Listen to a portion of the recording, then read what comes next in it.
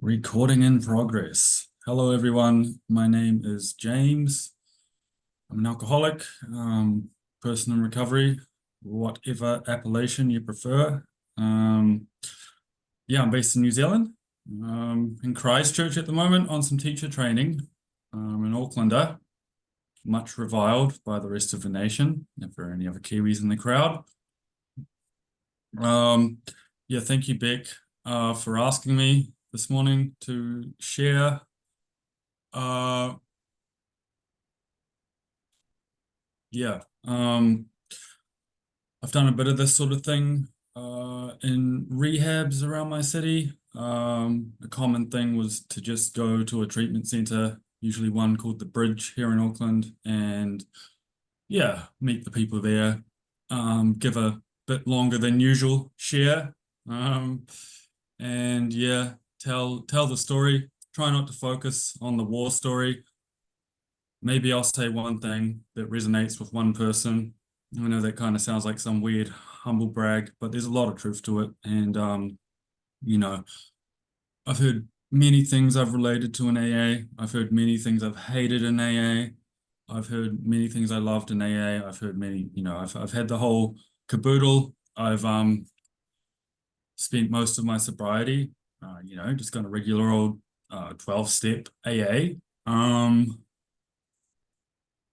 Yeah, but where did it start for me? I'm a kind of very middle class Aucklander, and Auckland is a bit posh by most uh most Kiwi standards. Well, not posh, but I just think we're all wankers. And I'm definitely a bit of a wanker too. Not really afraid of admitting that. Yeah, so I was an only child, and uh, my parents did everything to look out for me, but all parents make mistakes. All parents allow you to inherit, their traumas, their past problems, and give you little bit of an extra helping just for, just for kicks. Yeah, that's something, I try to be less resentful about these days. Yeah, so I mean, I kind of had a happy childhood. I first sort of learned about alcohol from an old man who lived up from our beach house. He was called Johnny Walker. No shit, his actual name was Johnny Walker, but he didn't drink Johnny Walker. And I always thought that was strange. And I always thought it was strange that he was always drinking this brown stuff called whiskey. When my dad explained to me what alcohol did, I was frankly just kind of scared of it. And never thought that alcohol would become a big problem. In my life when I was 10 years old. But, fast forward a few years, becoming alienated, sort of, and bit lonely as an only child, bit of a weird kid, got bullied for all sorts of things. I was a mute, then I was a mutant, and then yeah, there's a whole lot of things. There was bullying, but some kids where I went got it much worse than me. I went to a really snooty but really cruel high school. Um, and it was, single sex, all boys. Single gender, we'll probably say now. It was a cruel place, man. It was a good education, but it was a nasty place. And somewhere around those early teenage years, I discovered alcohol. And it's really funny because I've actually worked out that it's been really hard to figure out what my actual first drink was, but I know what my first drunk was. And my first drunk was on the beach in the middle of winter. We someone managed to get some bourbon and cola in a big keg, and I didn't even think about whether I liked alcohol. I just wanted to get out of it. I just wanted to feel something different. And yes, I got completely wasted, and the first thing I did was I absolutely smashed like some public toilet to pieces. Like there was kind of a weird reaction, but like yeah, just like smashing the doors and the windows and or the mirrors rather, and yeah, I just loved it. I loved the whole evening. We bumped into some old alcoholics on the street late in the night. And, given that experience I had with alcohol, I thought, oh, I would trade this in for, being a bit homeless or whatever. in an instant if this is how it makes you feel.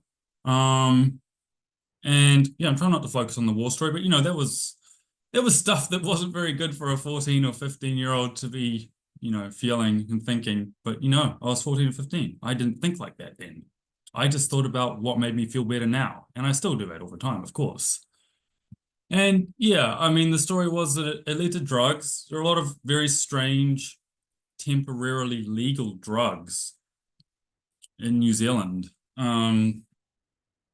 So I'm kind of like a research guinea pig, We had these like BZP pills, which were a bit like speed, and we had legal cannabis just around the corner. So, I got into that stuff and I slowly got into the illegal drugs. And by the time I was at university age, I was reasonably bright. I was reasonably bright. I wasn't anything like exceptional, but I was reasonably smart. But by the time I got to about 19, my second year at university, I just didn't really care about anything anymore. I had a mad first boyfriend who was fucking crazy, most insane alcoholic I've ever met. Like, I'm still waiting to meet someone in AA who's as insane as my first partner. But that was what I was attracted to. I was attracted to the madness. I was attracted to the chaos up to a point. I was attracted to many would call a very insalubrious lifestyle. And I thought it would be all great. But at the same time, I had a very sheltered view of existence. And my idea of trouble and my idea of bad times was very naive. And I was going to learn that the hard way, unfortunately. And so, fast forward through the years, I mean, I dropped out of university. I was unemployed. I was at home. I didn't have a bank card until I was 25 years old. When I was about 20 to 25, I refused to have a phone because I hated phones. Um, just all these kind of developmental problems, which I now suffer the consequences of. 25, I got a job. What happened? I mean, I was drunk at work all the time. I wasn't very good at the very simple job. I stole money from the job. I got a I got another partner, someone I really fell in love with and who really wanted me to do something to change. So what did I do? I lied about going to meetings while they went to support meetings and Al-Anon meetings for me. I felt really rotten about that, but I was too scared at the time. Despite some pretty terrible consequences creeping up on me, I was getting into some much more dangerous stuff like meth and drinking, drinking had been a lot less fun for a long time. In fact, I now with the benefit of hindsight, I um I kind of hesitate to think that any of it was fun. The more I learn, the more I see that it wasn't really pleasure seeking. It wasn't really fun. It was a powerful sense of relief that I was craving. And that's a bit different to, having a snifter of brandy after an evening or a day of hard work. So yeah, rinse and repeat for another whole decade. I eventually alienated and lost that partner I mentioned. That was a relationship that lasted for about 5 years, which was rather significant to me. And of course, how did I react? Well, actually, I went to AA for a little bit and I went to a few meetings. It was a LGBT meeting in Ponsonby in the middle of Auckland. And I heard some stuff I liked. There was this other stuff that sounded a bit encoded and strange, and the stuff about God, like forget about it. My parents actively stopped me from going to church growing up. Um, you're not militant atheists or anything, but they didn't want me to go to church. I want to be sensitive about that topic. There's a bit in the big book that says something about every small child has in them the concept of God. I can honestly say I didn't. Um, yeah, I'm not saying this to showboat or grandstand or anything. Yeah, it's not something that's, in a kind of philosophical sense, I suppose it's had some significance, but personally for me, it just doesn't mean a lot. And yeah, so just many, many years of frustration, just pure frustration, of resentment. Resentment became my main drug. In the late days of my drinking and using, I would just sit there and think about how much I hated everyone. And, you know, I would fantasize about the revenge I would carry out on them. But I wouldn't carry out any revenge on anybody. There would be the occasional violent, aggressive outburst, which can even happen when I'm sober occasionally. But it was me who was going down. It was me who was getting progressively more isolated and separated from the rest of the world. All of my peers, no career to speak of. Started a new degree, as you do. Somehow, in the end, I got through that one. Um, I went to a music school. I would say that the music school was kind of more like an open asylum even than Just Recovery is. Yeah, it was probably some of the happier years in my using overall, but I've come to learn that any happiness I experienced during my using was kind of I've come to see it as in spite of, certainly never because of, and yeah, the main way I'll describe myself in so many ways is, I don't know, just lucky, honestly. So many worse things could have happened easily. Um, in the late stages of just continuous drinking and using, I got into harder drugs like meth. I hope you guys don't mind me saying the drug specifically. But yeah, and I was drinking a lot and staying up for days and yeah, some real attempts to quit on my own. I would always get to about 3 or 4 weeks on my own. And yeah, somewhere the thread really broke. It was during that COVID 2020 lockdown. I had a new partner and we were living in not a great place in town, around the corner from a liquor store, which I still thought of as being good, convenient, time saver, whatever. You know, by the end I was just down there as soon as I got up every morning. And yeah, the thread, the thread well and truly snapped. And I went pretty much full ballistic, psychotic at my partner. He had to lock himself in his room. It was really horrifying. My parents picked me up. I had to go back with my parents, and then, I suffered a major, major psychotic episode. Seeing things before me as real as, this table right here that absolutely certifiably weren't there. I'd conjured up a completely alternate version of reality, and I truly believed it this time, which was, yeah, profoundly frightening. Um, I went to a psych ward.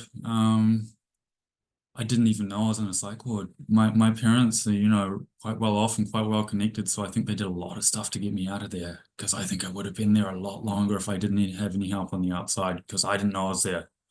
I didn't know where I was. And this is when I'm 32 years old. I had well and truly lost touch with reality. Though surprisingly, when I got out of there, the one thing I vowed was that, well, I've got to at least stop drinking for a while. And I've definitely got to stop taking the drugs for a while. Not the worst thinking, but not the best either. And yeah, for a while being the key part. So yeah, somehow I went to the community outreach of drug support here in Auckland in New Zealand. It's called CADS. And they had this abstinence group. And I was just so down by then, you know. I was still offended that I had to sit in a room with who I termed at the time these people and listen to this stuff. And well, there's a lot of humble pie to eat, because I would just simply come to realize that no matter what I thought of these people, some of them could string together more sobriety than I could.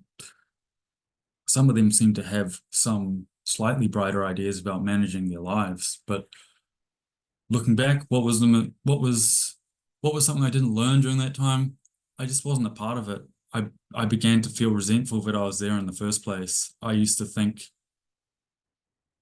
you know, who are these people taking? It was only like 4 hours of my time a week, but who are these people taking 4 hours of my time a week? And, you know, had more important things to do, like lie in bed eating ice cream and watching Netflix and not even enjoying it. But, that's where I was at the time. And, I strung to get like three months of sobriety back then, but I just wasn't connected to anything really. I was totally white knuckling it. I didn't really have any real tools. I just was too scared to go that psychotic again. But 3 months passed. I got itchy. As I said, I got resentful of my time. Oh, precious me, my time being taken. And yeah, I started drinking again, did some of the drugs again. I was horrified that I was doing it, and yet some part of me still wanted to do it.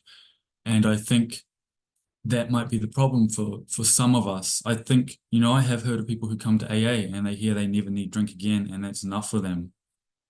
And I say, great, great, that's awesome. I guess I can only envy that. For me, there was always conflict.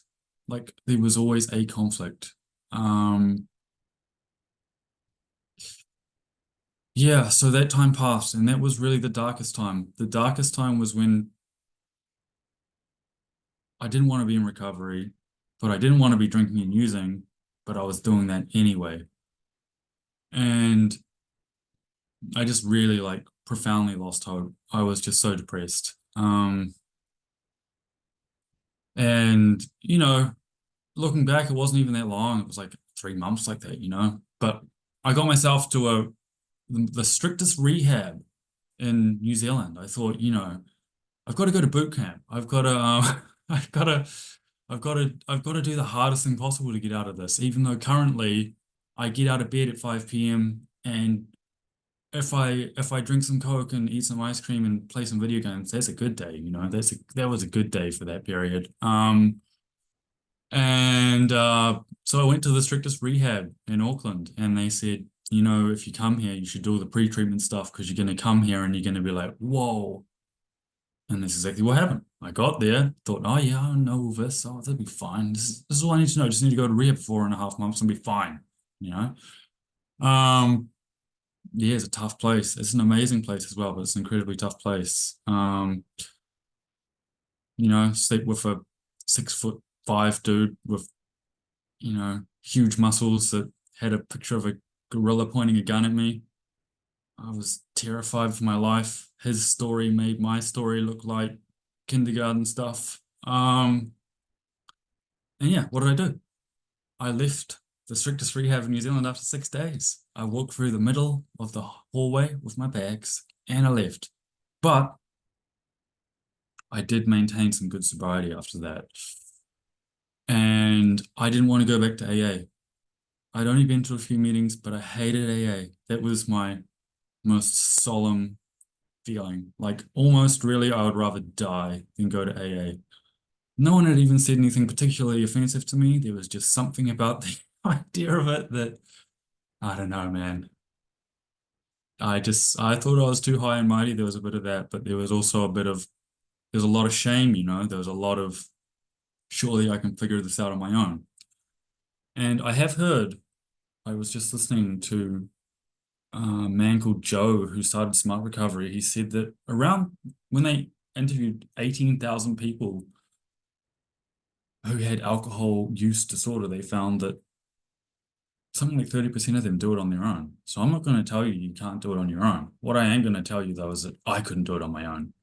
And I could have saved myself a lot of strife, a lot of frustration, a lot of pain caused to my closest loved ones if I had just accepted that earlier. But that's my story. I didn't. Um, so yeah, What did I do to stay sober? I mean, I just went to AA hardcore for like a year. Um, I got a sponsor. I called other alcoholics every day. I tried to be open-minded about the big book. I'm in this meeting now, so that gives you an indication of, I was open-minded, but yeah. There's a lot of great stuff in AA. Even the original text, the bit we read at the start, we had to get down to causes and conditions. I love that we read that at the start of this meeting because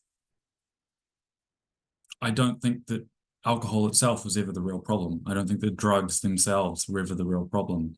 A lot of research has indicated that, for instance, with the soldiers that went to Vietnam, they did quite extensive research on the people who used heroin a lot, the soldiers who used heroin a lot in Vietnam, and discovered that most of them did not return home and remain addicted. And by a more modern parlance, we would call it a problem of the mind. I don't like someone telling me I got a problem with my mind. I'd have a tendency to take that a bit personally.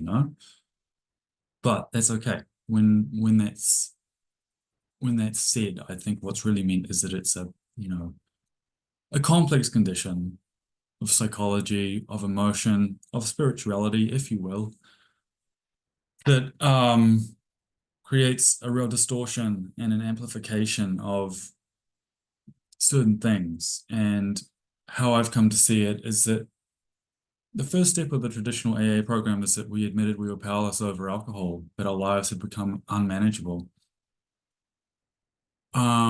Or we were caught in a vicious cycle and currently lack the tools to stop it. Sorry, not vicious, is it? Destructive cycle, and currently lack the tools to stop it, as the Jeffrey Munn program states. I think the powerlessness comes first. I think the cycle begins before I drink, and I have to be super vigilant for the warning signs. And as much as I don't like to hear it, if I'm consistently feeling irritable, angry, on the side of resentment, I don't see resentment as an on-off switch. I'm a human being. I'm going to feel some resentment. But am I going to cling on to and hold on to that resentment? Or am I going to do what I can to start letting it go? Am I going to work on the less desirable traits I have as a human individual? Am I going to be willing to admit that I've been a bit of an asshole sometimes, which I can. I was today. I yelled at my fucking elderly mum today because I was in a rush to the airport and she wanted me to give her a copy of my passport or something. And I just went kind of berserk, to be honest. And it was, man, I'm not proud of it, but I can admit, no, sorry, being a bit of a fucking asshole there. And, can't just keep saying sorry my whole life. There has to be some change, but by the same token, it very much is a work in progress. And I held on to a bit over 3.5 years of consistent abstinence and sobriety. And yeah, I picked up about 6 weeks ago, and I've had 2 nights of drinking 2 weeks apart. Within the past 6 weeks, I'm back on a month sober today. So maybe full disclosure, I should have said that earlier in case someone early on was thinking, what the hell is this? Or maybe an old timer was like, get out of here. But you know, I did come straight back. I did come straight back. There was nowhere else to go, really. Um, I stayed honest. I've still got a lot to work on. That's all I can tell you is that I've got a hell of a lot to work on.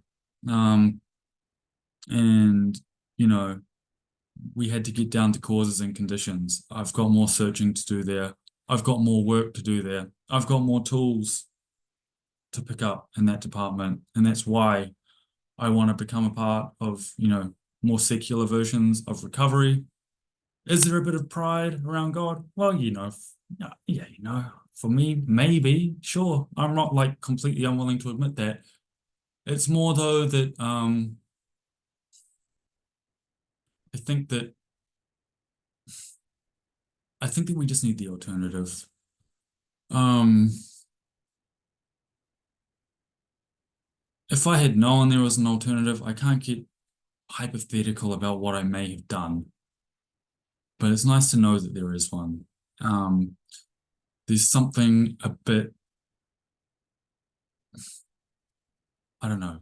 I don't want anyone to feel like their recovery is a new kind of tunnel vision. I want people to feel like their recovery is not a straight and narrow road, but a wide and expansive one and a hugely accommodating one. And it's where all the real juice of life exists, and that, you know, living with a living with a clear mind, that clarity and insight and connectedness and yeah, just fully interfacing with life and going through the problems, you know. We have good days and we have great days. A good day is when I didn't have much to worry about, but I got to the other end sober. A great day is when I do shit like I did today, frankly, but I still at least can admit that I'm wrong and I'm still not going to pick up a drink over it. And I wish many, many great days to many, many people in recovery, because my experience has been that, oh man, this shit is hard, man. This shit is hard. And I don't say that to discourage anybody in the least, because you never know how strong you are until you really start reaching for your sobriety. And I wouldn't want an easy life anyway. An easy life would be boring. Certain periods of my using were easy, just easy, you know, like just existing and no real challenges, quite a lot of suffering sometimes, but there's just nothing there. And I think I like to pretend I'm deeper than I am. Here I am waffling on at you for half an hour. Well, I can't believe I did it, eh? Like I always like react to this thing in the traditional AA about being a bit of an egomaniac. I'm not an egomaniac, but look at me go. But yeah. Uh, however I see it, fully committing to my recovery is the best thing I've ever done in my life. With a sober life, there's at least a possibility. There's at least a chance.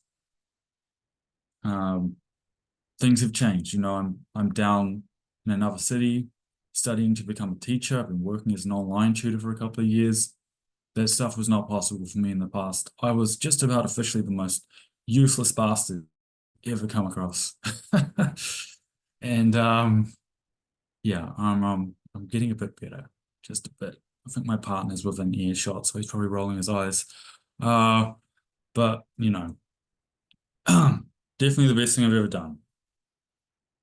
Uh, and yeah, I really appreciate this group. I'm glad that I can get involved in the service a bit more with 30 days up. And yeah, you know, still agree with the unity, service, recovery. You know, we got to stick together.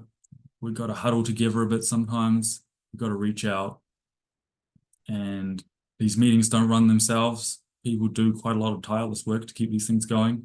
And then there's the personal aspect. It's your fucking recovery, you know?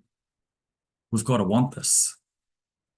But yeah, take what you like and leave the rest. Our book is suggestive only. We realize we know only a little. Thank you very much.